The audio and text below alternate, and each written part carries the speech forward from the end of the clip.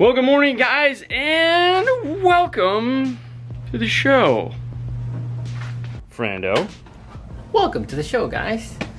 Today's one of those, holy cow, really? Days? We have a Mustang. Not any Mustang. This is my Mustang. And that's kind of where it begins. So some of you guys that follow the channel religiously will know that we have the JVC radio that we just got done filming a whole install series on, like the unboxing and the like all of it. Just leave it at that. There's a whole bunch. And the last part of that video was us putting it into the dash of this Mustang using the Apex kit. That was the catalyst for finally putting a stereo in one of my cars. And what I mean by that is not like I have a fleet of cars. I have one car, I have this car. But previous to this, I had a Camaro, and the only thing that ever got put into it was an Alpine amplifier. It's a DSP amp. It's this one right here. That's all that we ever got around to putting in it. And I've always wanted a stereo, and I've always wanted to put one in, but you know, just like the phrase goes, a plumber needs a new plumbing and roofer needs a new roof. Car stereo guy, well, most of them have stereos because they like find time to do this. I never do. I never have. The thought of doing it just, ugh.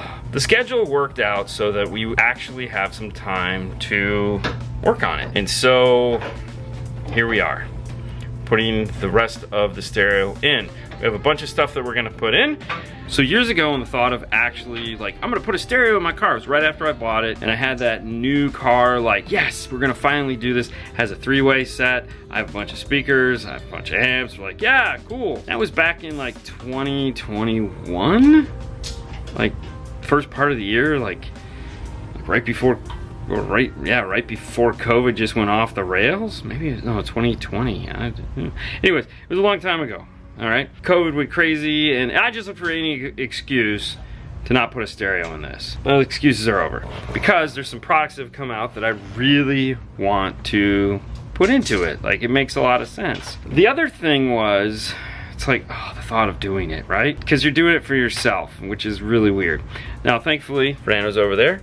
He's doing the sound treatment, which I absolutely hate, and he hates too, but he does a really good job at it. We have ResoNix, because I wanted the best, and I reached out to Nick back in like 2020, 2021, somewhere in that range. I said, hey, can I get a box of this stuff so I can do a video? And he was like, of course. We never did the video because we never put it in. Now we're putting it in.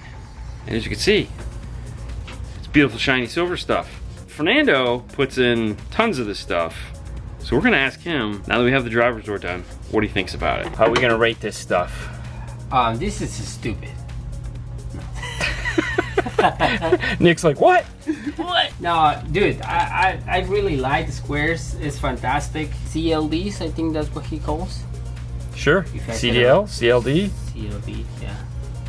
ResoNix, fantastic. So thick. Does it go on easy, even though it's thick? Yeah, yeah. Surprisingly, it's very manageable. I would say that. Yeah. It's a good choice. To work with that. I mean, you haven't complained all day, which normally by now you're complaining about it. Yeah, no. It's fantastic. I like the material. It's great. It's also, you know, you're not cutting little pieces like I used to. So you normally just put the whole entire piece. So you're liking the 12 by 12 squares? It's good. Yeah. You heard it here first. Fantastic. So getting back to this door, this. Hey, you're doing an F-150? You should do a knockoff plate. Where do you get them from? Sounds good stereo. Right. Sage and the boys make fantastic ones. They bolt right on. Easy breezy, man. Fantastical. This is a Mustang. They do not make a block off plate for a Mustang. And for good reason. They suck. It's like one of the hardest things I've ever had to build. Oh my God, don't even ask me for a set. I'm not making you them. I made this one set, and I don't even want to make the passenger door, I want to be honest with you, because these things suck. Let me explain why. Like a stupid person, I decided to use 1/4" ABS because I wanted something super rigid, and that offers me a super rigid piece. The problem with that is ABS sucks to work with. However, it is a high temp, which it's a door, and it's a black car, so this is gonna get really hot, and it does. And so I don't have to worry about it warping or anything like that. So here's the problem. If we look at this from the side, dude, this thing has more angles in it than, well, just pick anything that has a lot of curves, like a curvy road. There's an angle here. I mean, look at the arc here, and It's just every inch of this is bent in some contorted way. And then you have this part here that is even more exciting because there's a piece here that, yeah, we made it in a couple different pieces. The first thing we had to do was thermal bend this piece to the outside of the door and then make this piece so that it slid into it, and then glue it all together and then come back and cut it all off. And it actually sounds like it in theory was pretty easy. Execution, totally not. It was very time consuming. I don't know, and there again, I don't know if it's worth it. I'm not going to sit there and tell you that it is. It was more of a challenge just to see if I could do it. We had seen, I think Nick did a set and I think Sage did a set, and I was like, I can do this. And I can. I just don't want to ever again. But man, does it make this door quiet. There is a top piece that also needs to get made. But again, also made this out of ABS. Screwed it into place. And this is what we were debating on. We used nutserts to put this in. I'm pretty sure self-tappers would have been fine.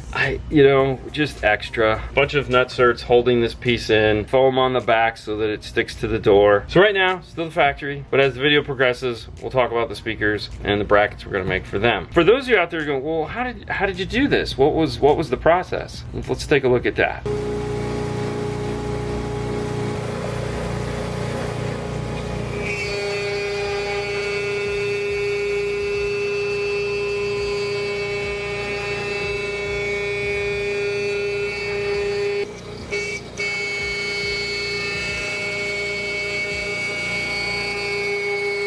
So on the door, it has these pieces right here. And this is what we wanted to try to replicate, but just in a harder plastic other than a vacuum molded piece of whatever this is. First step was to kind of draw on it. The reason for that was here on the laptop, we took a picture of it, not with the laptop, but with my phone, and then we imported it into them. And those lines allowed us to kind of get an idea of where things should be on the plastic piece that we want to copy. And as we moved along, what we ended up with is this guy here. And this is the outside shape, and the blue piece here on the top is the back piece. This ends up being two pieces. This piece here that you just watched me CNC out, which is the piece that's gonna go onto the door itself, and then the back piece that's gonna slide into it. We still have to add our depth onto this.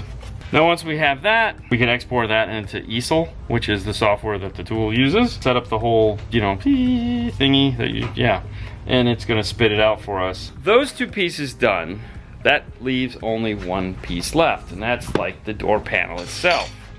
So Fernando put a bunch of ResoNix all over the panel, except for this area right here. And that is because this is where our panel sits. It is very tight. Plastic liner that's in here is very thin. Ours can be up to 1/4 inch. We've had to plane it down in some areas so that this door panel goes back on the way it should. And so this area here is very tight, and I don't want to shave these off because that's what holds these two pieces together. That would be kind of silly. This is what sits into the pocket that we've made, is the physical pocket. So that's why the door is built that way. So this guy is all set. It's very heavy for a convertible. Actually, for any Mustang, this is probably going to be one of the most sound dead doors ever.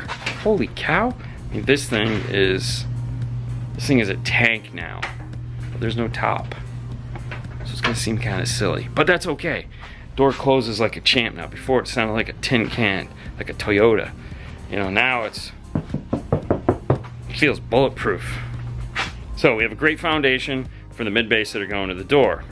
Speaking of mid-bass, let's take a look at those. So for the door speakers, the mid-bass, the thing where all the action is gonna happen, the Arc Audio AS600's 6.5 inch active system convertible mid-range is going to go into the door. Let's flip it over and take a look at the other side.